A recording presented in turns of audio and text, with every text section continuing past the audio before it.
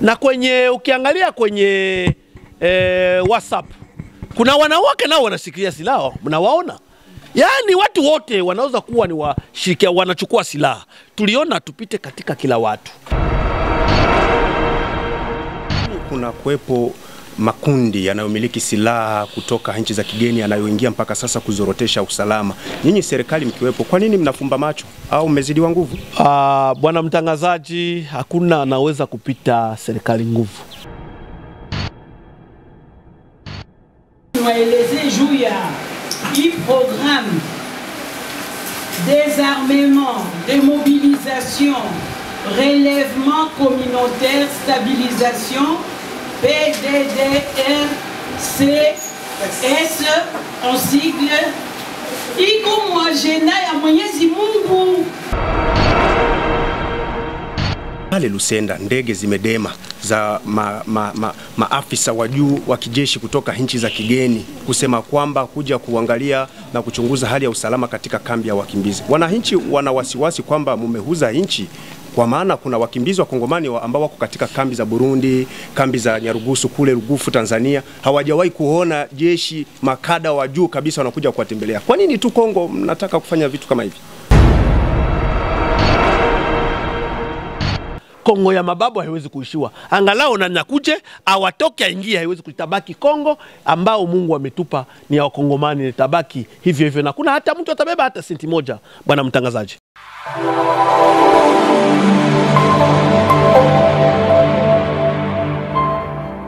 Naam, karibu ndugu mpenzi mtazamaji wa vipindi vya SC Company TV. Hii ni chaguo la wengi licha ya kwamba inakosa sapoti.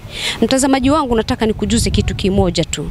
SC Company TV ni lengo letu ni kutaka tukuletee habari ambazo zinapitikana sehemu mbalimbali ikiwemo kwenye tarafa la Fizi, Uvira na Mwenga.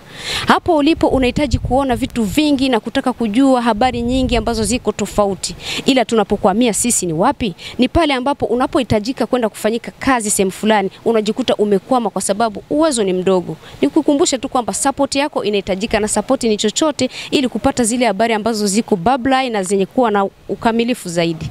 Acha nikwambie basi kitu kimoja. Hapa ninaye Maître Tuye François ambaye aliwakilisha gavana wa mpito wa jimbo letu la Sud Kivu kwenye mazungumzo ya kutaka amani. Acha niojiane naye ili tupate kuzungumza naye na tuambie hali halisi iliyopo juu ya Uvira, Fizi na Mwenga. Karibu tena.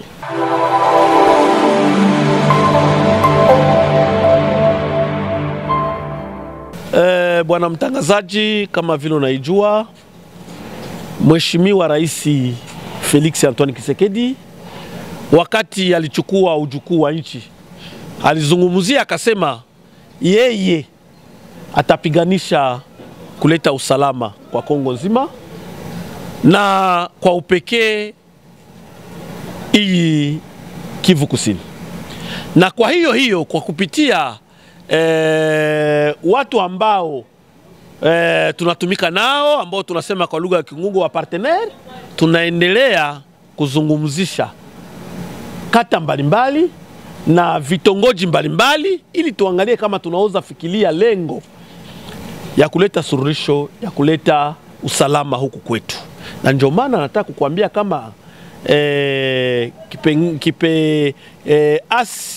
AGDC kama partenaire wetu inakuwa ya marapili na alika tabaka mbalimbali ili kuja kuzungumza ili tuangalie kama tunaweza fikiria lengo ya kuleta usalama huku kwetu. Kwani unajua usalama ni sisi wote.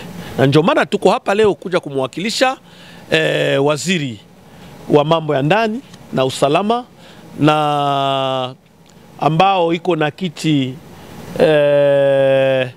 kia muda kia gavana ya jimbo la Kivu Kusini. Ndio maana tukua hapa kuja kufungua hii mkutano kwa siku ya leo, bwana mtangazaji. Mheshimiwa, tangu mwaka 2016 mpaka hii leo tunavyozungumza, hichi kimekuwa kikao cha karibuni 115. Mazungumzo bila suluhisho. Mmekutanisha wakina mama. Mnafikiri kwamba kutakuwa na suluhisho kabisa kwenye mkutano huu? Na kuaidia bwana mtangazaji, kama usiangalie nyakati, angalia mwenendo disi tunakwenda. Najua kwa hiyo mwaka uliosema 2016 Unazania kwa disi tulikuta vikundi vya kushikilia silaha na ndio vile bado vipo. Wamoja wako wanaenda wanashaurika. Na wengine wanarudi kama vile mnayaona. Lakini wamoja wanarudi kuja kuungana na sisi ili nchi endelee vizuri, na wengine wanabaki. Na ndio maana tunasema usiangalie muda, angalia kazi tunayoifanya, na tunaomba kila mtu tusaidizane ili tufikie lengo. Tusiangalie muda. Unajua kwa Afrika Kusini walifanya miaka mingapi ili wakae? Hawakuangalia muda, lakini walichukuana mikono kwa mikono, na leo kuna amani na ingine nafasi. Yaani usiangalie muda, angalia fanya kazi ili muda itakupa majibu. Usiangalie ilishakuwa miaka mingapi, ilishakuwa bwana tulipata independence kuna 60. Lakini nikikuuliza wewe kama unayo kupeleka migration kwenye watu, tunaweza kukuambia 60 tumefanya nini? Nitaka kukuambia kama haisio muda, lakini nakuambia tu kia lazima ni sisi kuzungumza ili tuweke mafikra pamoja ili tukupate suluhisho. Ndio maana bwana mtangazaji tuko hapa na tulibadilisha mtindo. Hapo awali tulizungumza na wanaume wenye kushikia silaha, leo tuliona tuite wake zao. Na ndio maana tuko tunazungumza wake zao kama ni watu wana maisha, ni watu wametuzaa wa mama, ni watu wanatulisha, ni wanatukomalisha, na ndio maana tuliwaita nao watuchange ili watusaidie kutushauria sisi ambao tunashikilia silaha. Najua duniani sio mwanaume tu, lakini duniani kuna gender, kuna wanawake na kuna wanaume. Na ukiangalia kwenye WhatsApp kuna wanawake nao wanashikilia silaha, mnawaona? Yaani watu wote wanaweza kuwa ni washirikia wanachukua silaha. Tuliona tupite katika kila watu. Unajua serikali ya Kongo ilituma uvasi wake wa programu ya kuambia ambao wenzetu washirikia silaha wako wanachunga, ambao programu tunasema PDDRCS, ambao wako wanasubilia ili waje tuungane pamoja tulete amani.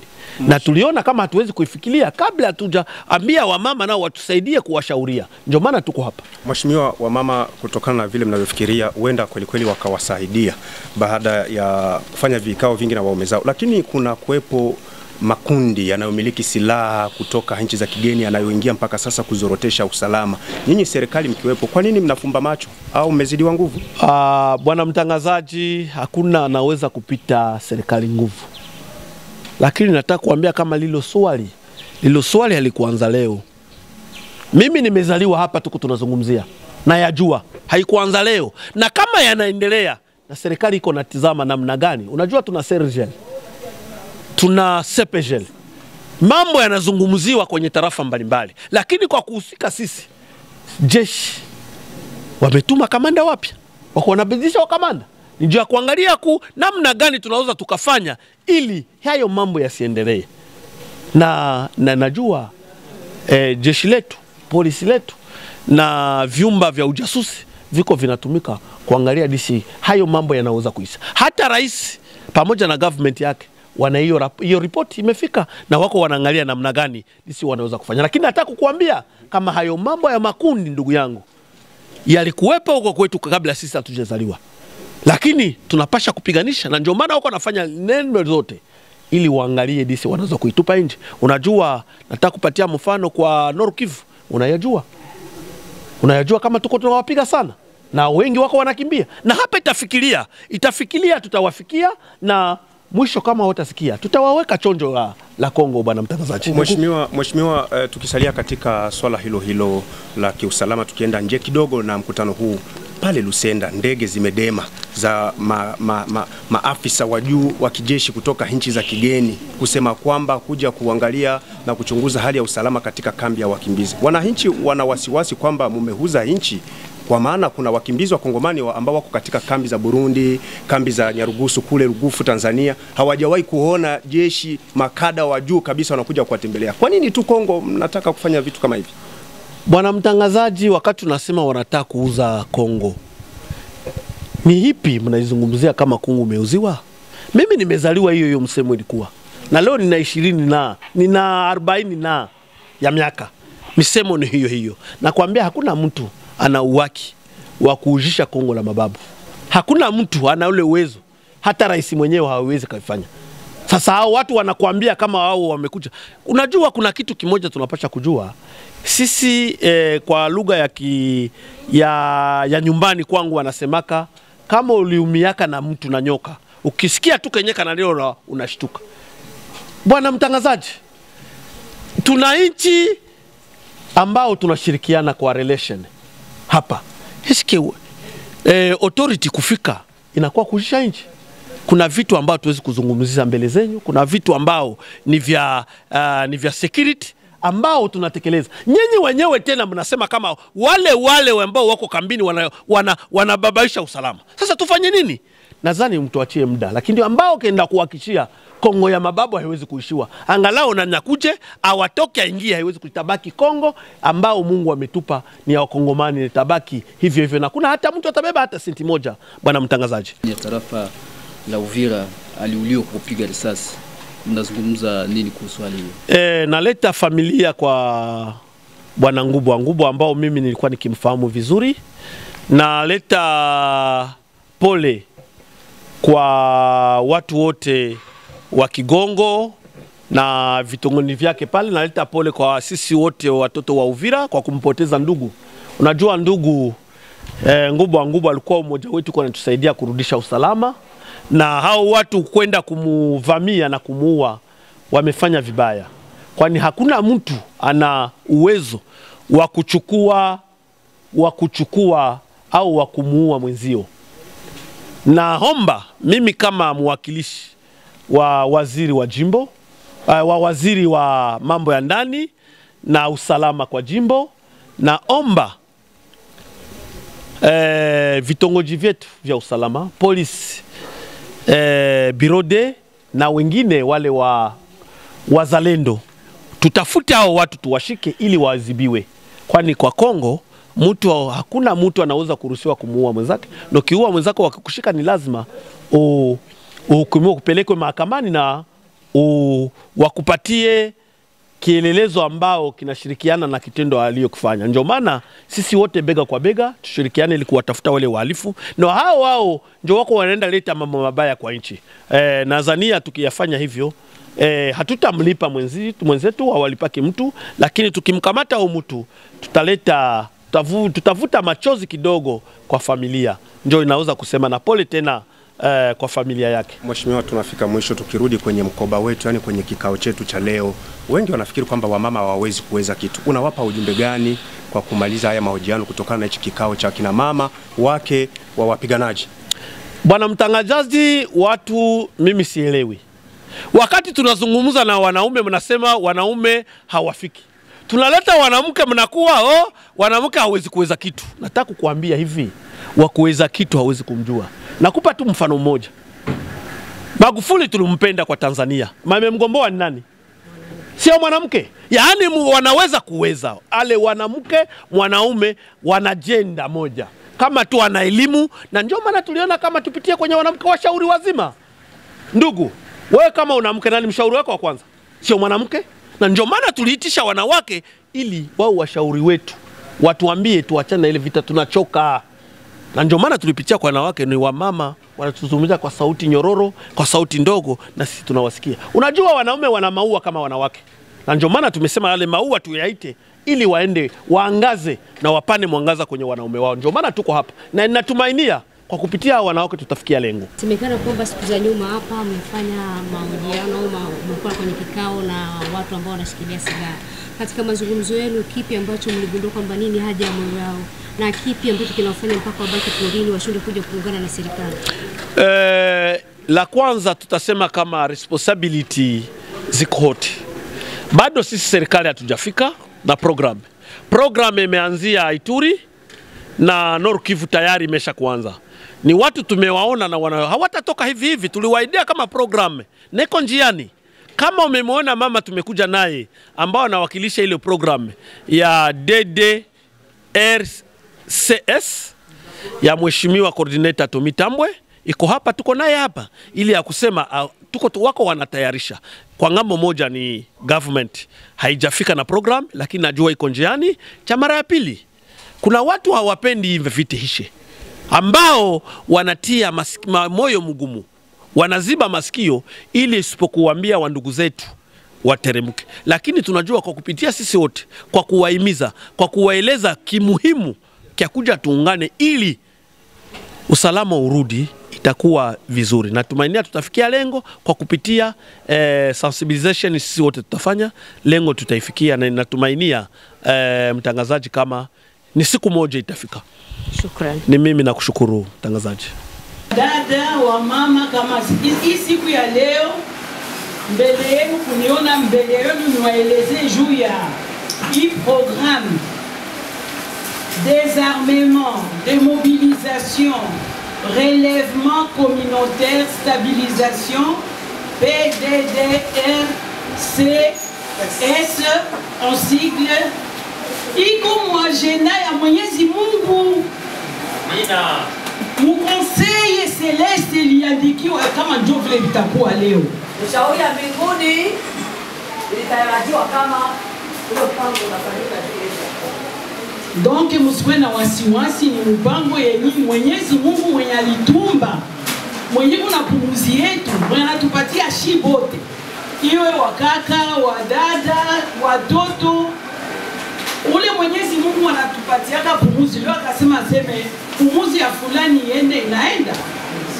Ule Mwenyezi Mungu mwenye anatupatiaka nguvu, mwenye alitupatia nguvu tufike hapa, inafaa tumupige kwa mikono banzi.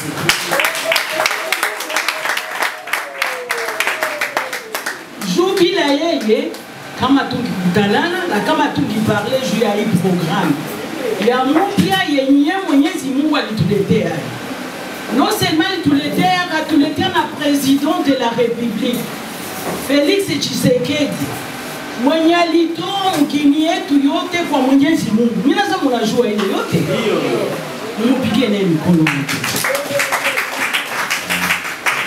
Abasa Mwenyezi Mungu tena, jour tout pouvoir vient de Dieu, n'est-ce pas?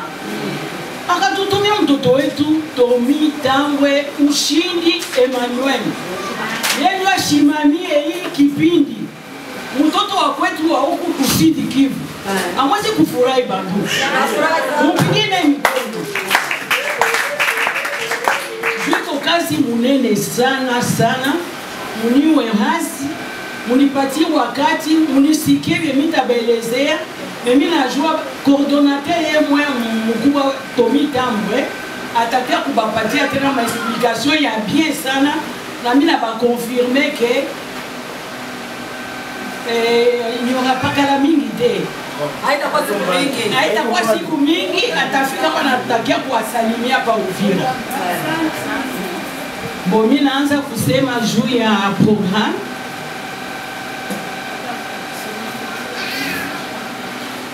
Kwa kusudi mujue kameme programme mujiapropria yo mzuri, inafaa nibeleze kwenye natokea, donc historique kwenye natokea kusudi leo tufike kwa hii programme. Si vile wazada na bon, danza kuelezea kwanza les causes des échecs du DDR1, DDR2 et DDR3. Si je parle de DDR1, donc désarmement, démobilisation, réinsertion.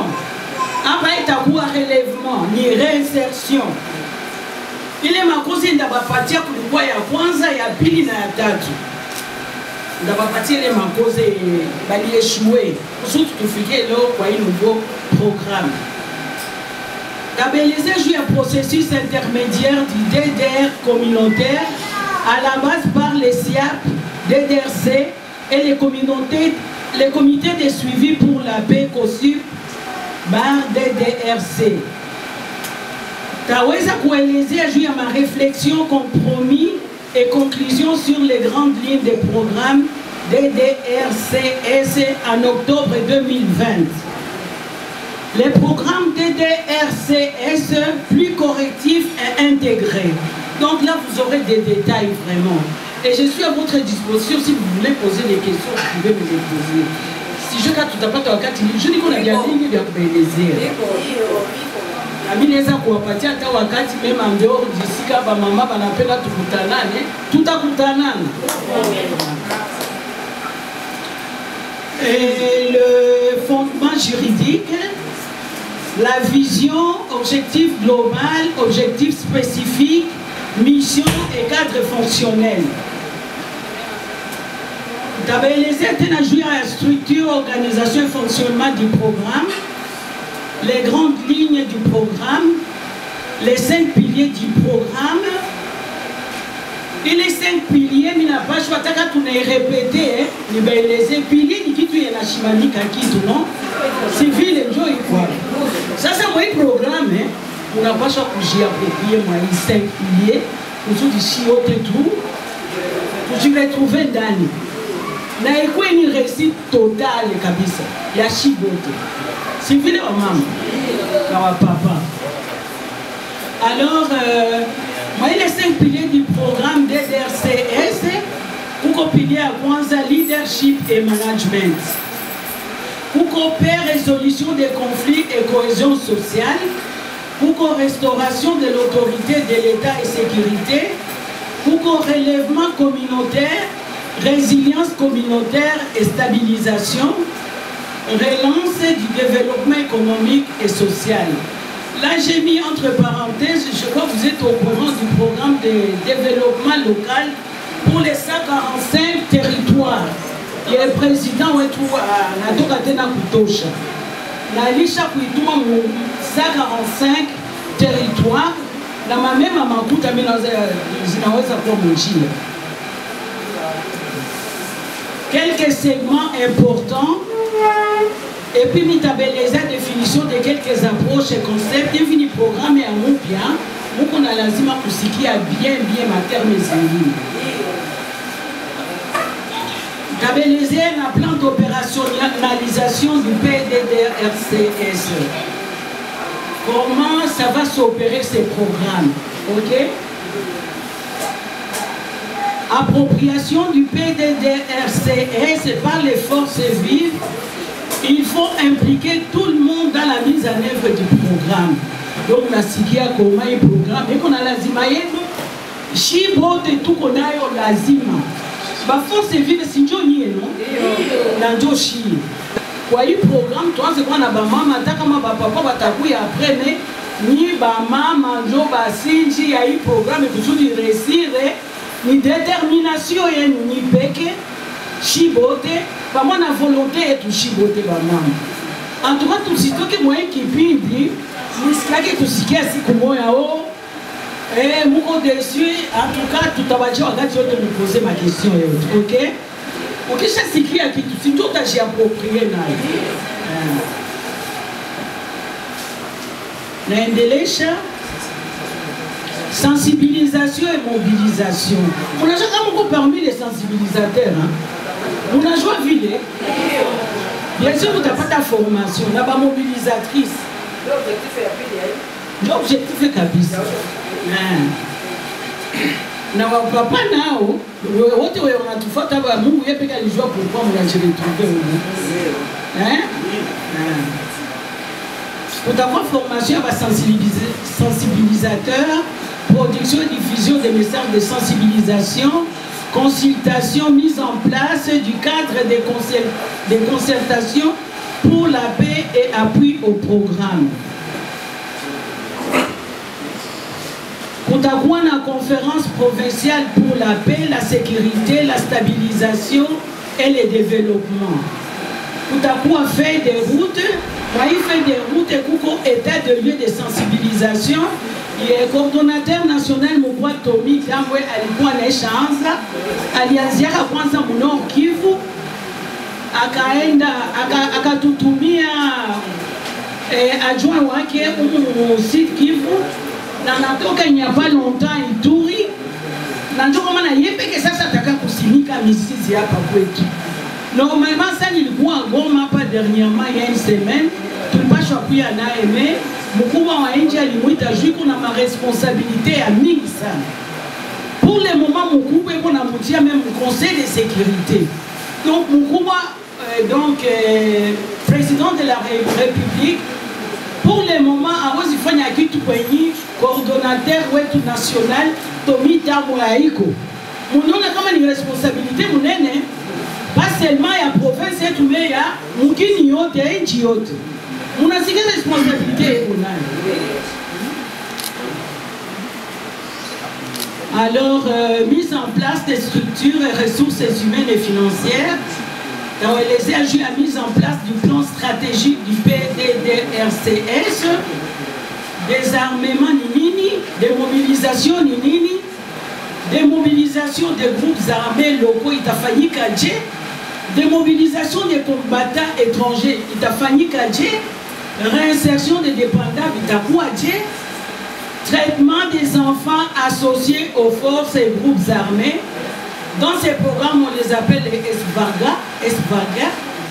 Donc, on a signé comme un programme et on a occupé même la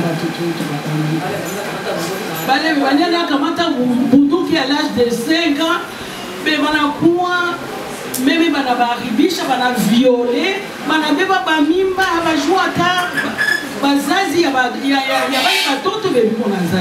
Et pour votre information, bien sûr, l'animateur, il y a province, la antenne territoriale, il y a quoi nommé, tout qu'on a ordonnance, il y a président qui a Ifani. Mais qu'on a cassé. En effet, durant toutes ces années, il est considéré que malgré les dialogues de Sun City, et les objectifs de la réunification du pays, les gouvernements qui se sont succédés ont toujours eu du mal à régler une fois pour toutes la question de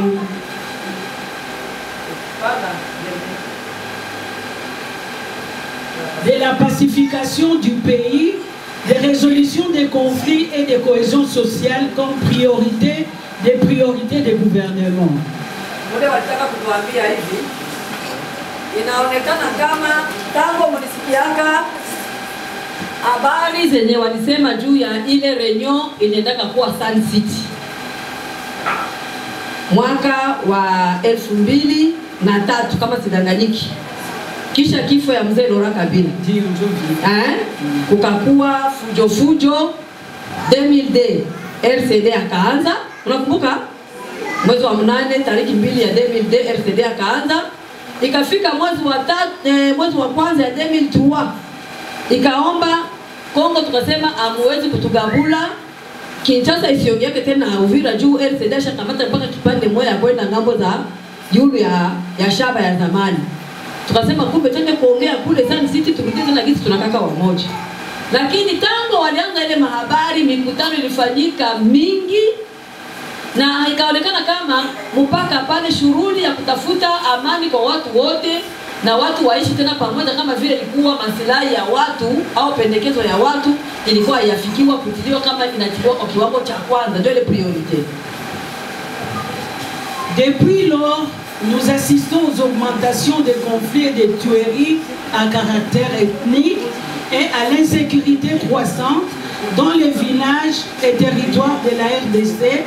Ainsi, ces conflits sont à la base de la recrudescence des groupes armés. Tangu ile wakati tunaendelea kuishi ni mambo tu ya mizozo na maafa ambayo inakamata sura ya kuwa inatoka katika ukabila na tuko pia na ukosa usalama. Na ile kukosa usalama inaongezeka ndani ya vijiji vyetu, ndani ya matarafa zetu zote za Kongo, na kwa hiyo tunaona kama kunajitokeza sasa wale ambao ni makundi ya maguguni. Cause des échecs du DDR1, DDR2 et DDR3. Tutowe hapa sababu ya kutofaulu kwa ile mipango ya DDR ya kwanza, DDR ya pili na DDR ya tatu. Wandugu mnifuate bien kwa hii maisha. Kutofaulu maana yake ilishindikana. Ya kushindikana ile mipango kutekelezwa. Wandugu munisikie bien kwa hii maesheke. Juivi bali échoué, chia tout échoué mwa hii programme. Munasikia wadada na wandugu. La première cause, c'est le manque de volonté politique manifesté par une léthargie dans la prise de décision. Ilionekana kama kulikosa utashi kati ya wasimamizi wa siasa, na ile kukosa utashi ilionekana kabisa ikajitokeza wazi juu ya kuonekana kama walikuwa wavivu sana kukamata hatua za kufanya makusudio fulani ya kutafuta amani. Kwa ile point ya kwanza ya cause ya ile maeshek, tumupatie Mungu sifa puisque il programme ni vision ya chef de l'État yepeke Félix Antoine Tshisekedi, ni vision yake. Donc haiko vision ya mtu mwingine alikamatilia kusudi vitu viendeke mbele. Deuxième point, éloignement des centres de démobilisation et le non-respect de la durée des séjours des combattants dans les centres de préparation à la réinsertion. Ilionekana kama zile nafasi walikuwa wanakusanya wale ambao wamependa kujitosha mkijeshi zilikuwa ziko mbali sana, na kulikuwa pia wakati yenye walikuwa wanapitisha mule musantre ilionekana kuwa kidogo sana juu wapate kutayarishwa vizuri kwa kwenda kuangalia maisha ya kisivili. Il y avait aussi beaucoup de détournements de moyens financiers et de kits pour les démobiliser. Na kitu kia ajabu sasa, zile pesa ambazo walikuwa wanatia juu ya kusaidia wale watu mule ndani, juu iwasaidia kuwatayarisha na vyombo vyao vya kwenda navyo kwenda kufanya kazi kwenye wataenda, vyote Kongomani mfuko unatoboka, vilikuwa vinaingia mfuko inaingia chini ya blongo. Les conditions de survie et d'accompagnement dans le centre, les centres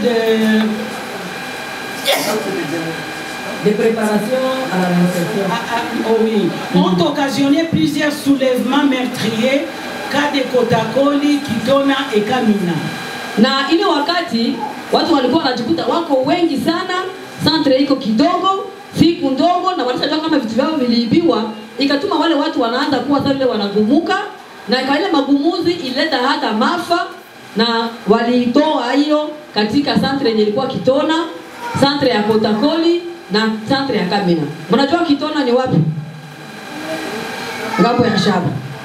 Si vile Bakongo Kitona, Kotakoli Equateur na Kamina ngambo ya Shaba. Ndio centre tatu zilikuwa mwinchi mzima ya Kongo yetu kabambi.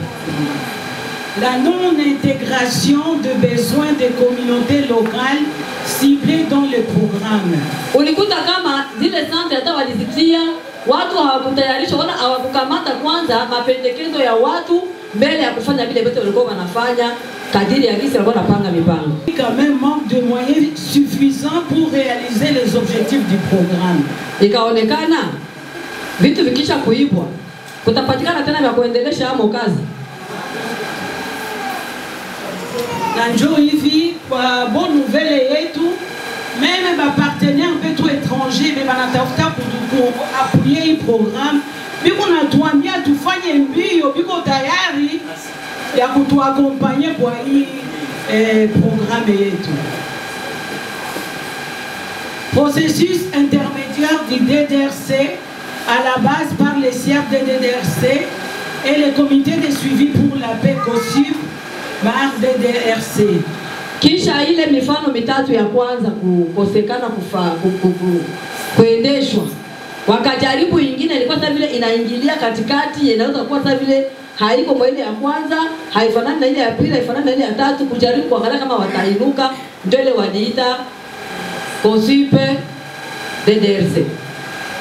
Depuis que son Excellence, Monsieur le Président de la République démocratique du Congo, Félix Antoine Tshisekedi Tshilombo, a été élu à la magistrature suprême du pays, il a fait de la restauration de la paix et de la sécurité à l'est de la RDC son cheval de bataille. Tunajua kama baba mkubwa rais wa nchi wakati amepewa madaraka kutuongoza amefanya mambo ya kuleta amani na usalama huku mashariki mwa Kongo kuwa neno la wajibu kwake kutumikia na kuifanya vraiment ikuwe priorité. Il croit fermement que la recherche de la paix la sécurité des personnes et de leurs biens, la restauration de l'autorité de l'État doivent être la priorité du gouvernement de Warrior. Anaamini na anaimiza hata serikali ambayo inaundwa na wale wa ministri na wengine ambao walijiita kuwa serikali ya wapambanaji na wapiganaji, sababu ile neno ni ya Kiingereza. Warrior ni watu wa vita, wanataka kuleta kupambana. Wa guerrier. Wale wapambanaji wanataka kutumika na ile nia ambayo baba wa taifa alileta ya kutaka watu wa Kongo wa huku mashariki warudishiwe tena amani na usalama na vitu vyao vilindwe. Pour votre information, dans les comités de pilotage, c'est le président de la République qui est le président de ces comités de pilotage, mais le vice-président de ces comités de pilotage, c'est le premier ministre de ce gouvernement Warrior, pour vous dire combien vraiment ce programme est bien suivi par toutes les autorités du pays. Na kwa kuonesha kama wanaitilia vraiment umuhimu juu isianguke kama vile zile zingine za mbele. Ndio maana baba mkubwa wa taifa yeye mwenyewe ndio msimamizi wa kwanza wa hii mpango, na chini yake anafuatwa na waziri wetu mkuu. Na ndio maana ilikutana kama kile kiwango cha kwanza cha serikali ambacho kilikuwa kinaangalia mambo ya wale wanataka kutoka maguguni kuja kujitokeza, kilipata kushindwa kuendelea vizuri, kukosa namna ya kipesa.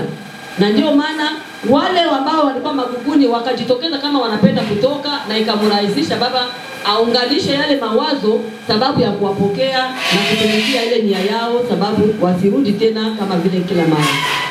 Ainsi, le consortium Alerte International avait organisé en juillet 2019 une grande conférence à Uvira sur la paix, la sécurité et stabilisation de moyens au plateau d'Uvira, Fizi et Mwenga Itombwe.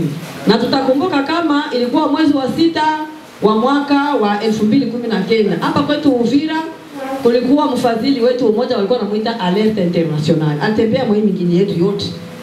Alitembea kule kote na alijikaza kukusanyisha watu wote wa makabila wenye wanaishi katika milima inayoinukia Uvira, Fizi na Itombwe na hao wa manyanja za kati kuhusu kusumulia juu ya amani, usalama na ustawi wa nchi yetu. Cette conférence avait eu le mérite de rassembler toutes les communautés du sud-sud de Kivu. Malheureusement, les acquis de cette conférence furent hypothéqués à cause de la guerre qui a repris 2 mois plus tard, suite aux manipulations des acteurs politiques ressortissants de notre province, le Sud Kivu. Kwa bahati mbaya, mkutano huo na yote yaliyosemeka katika mkutano hayakuweza kuonekana kama yamefalia, kwa kuwa wakati huo mkutano umefanyika, kwanza yanasema ni demo, haiko demo. Mimi nilikuwa kama ile reni. Wakati tulikuwa ndani na ile siku walikuwa wanapigana Minembwe, na wamoja walitoka wakasema hatuwezi bakia mkutano kwetu kuku. Na ikaonekana kama watu walikuwa wanachochea watu wa kisiasa wa kutoka huku kwetu, kila mtu kadiri sisi tulikuwa kama mle ndani walikuwa wanachochea kwa kuwa vile vitu vilikuwa vinaharibika na visipate suluhisho. Pour votre information, il ne s'agissait pas seulement d'Alerte Internationale, il y a eu aussi Interpeace. Je crois que vous êtes au courant, il y a beaucoup de mamans qui me voyaient dans les dialogues intracommunautaires et même à Kinshasa pour les dialogues intercommunautaires. Nyuma ya pale tunakumbuka kama kulikuja mfadhili mwingine ni Interpeace. Akasema tubadilishe kwanza, tuone na kila kabila ngambo yake kwanza, watambue yenye iko ndani yao kwanza, je tunaweza angalia kama tutawatia pamoja, na wakaenda pamoja mpaka Kinshasa, na mpaka kule nako kukafanyika vingine je kutafuta tu ile amani na shughuli haiyaishi. Le processus de la recherche et de la paix conduit les gouverneurs du Sud Kivu, du Nord Kivu et de l'Ituri à développer plusieurs réunions avec les bailleurs de fonds et les cabinets du chef de l'État. Na ile shughuli ilituma wasimamizi wali wetu wa jimbo ya Kivu ya Kusini, Kivu ya Kaskazini na ile ya Ituri walijihusisha katika mikutano mingi pamoja na wale wafadhili ili kuangalia gisi wataweza kutengeneza hata na baba wa taifa namna ya kuangalia gisi tutaendelea na hii kazi ya kutafutisha amani.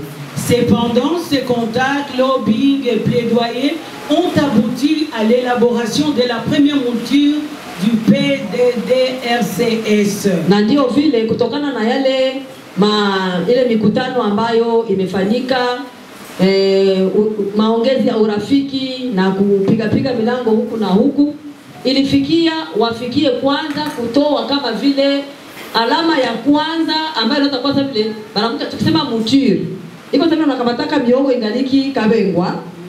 Sasa unaitia mkino turu ya kwanza haiyakuwa bunga. Inabakia vile na ndio ilikuwa kwanza vile forme ya kwanza ilikuwa ya hii program. Ilikuwa sasa vile ni kabengwa ilikuwa tushatia mtu wangio inabakia atiapitia mkaingio tu yongolule inakuwa inachangana na viguma na ya kulegea.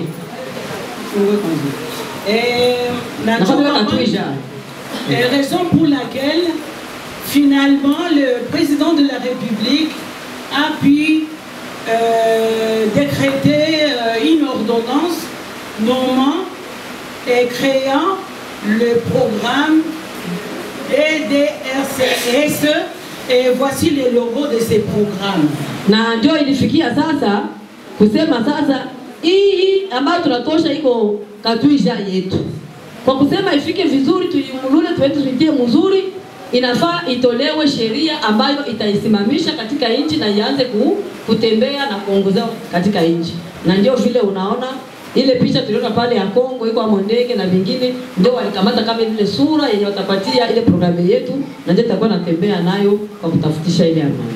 Sasa mnasikia kwa programu inatokea wa ndugu wapenzi, inatokea mbali. Donc ni occasion Mungu anatupatia tusirate tena. C'est maintenant ou jamais. Ou bien ça passe ou bien ça casse. Mnasikia wa ndugu wapenzi.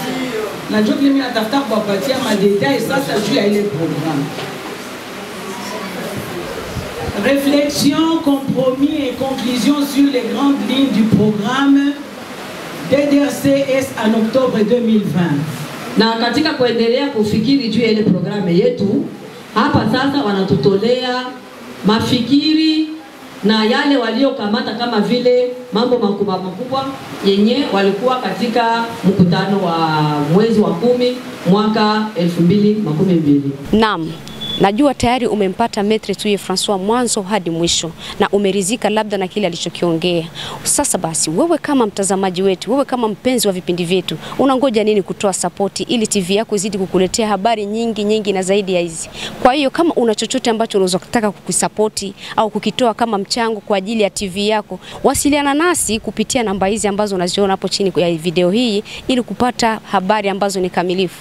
Support yako tunaisubiri, itakuwa ni muhimu sana na tutazidi kutoa shukrani zetu za dhati kwako. Shukrani.